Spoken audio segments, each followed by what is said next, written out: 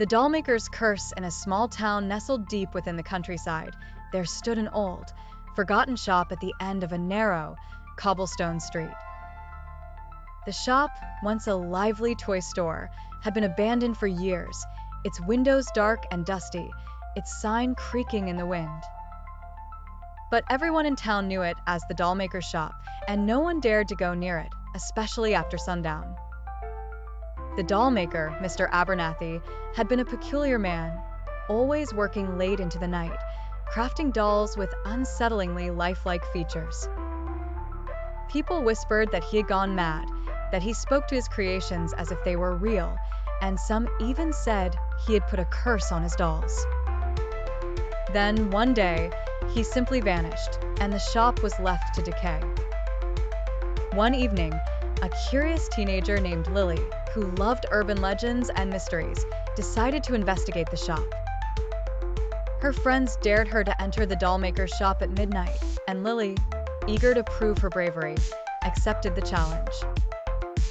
Armed with only a flashlight, she made her way to the shop, her heart pounding with excitement and a hint of fear. As she reached the shop, the air grew cold, and a thick fog rolled in, enveloping the street in an eerie silence. The door creaked open with a soft push, and she stepped inside. Dust filled the air, and the shelves were lined with hundreds of dolls, each one with glassy eyes that seemed to follow her every move. Some were old and tattered, while others looked freshly painted, their expressions disturbingly realistic. Lily's flashlight flickered, casting shadows that danced across the walls.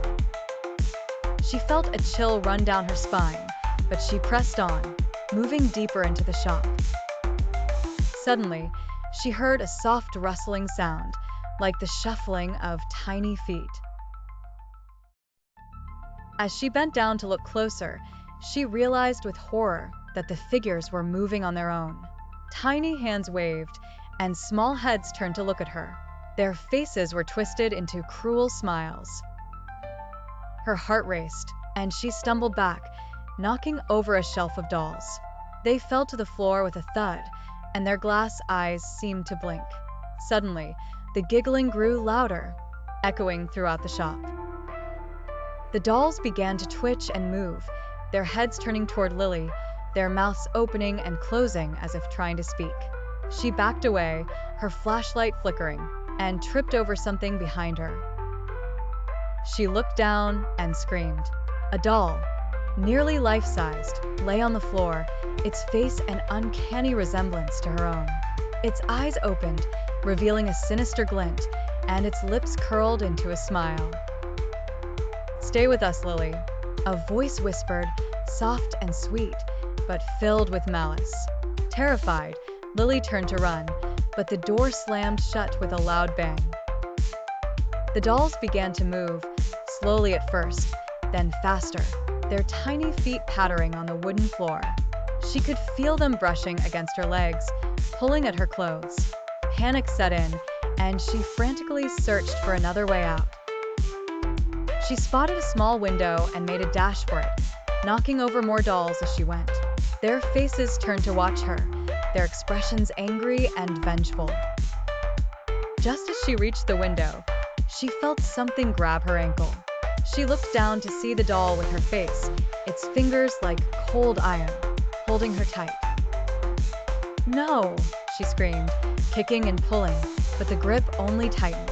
The other dolls began to climb up her legs, their glass eyes unblinking, their little hands grasping. The giggling turned into a loud, mocking laughter that filled the room.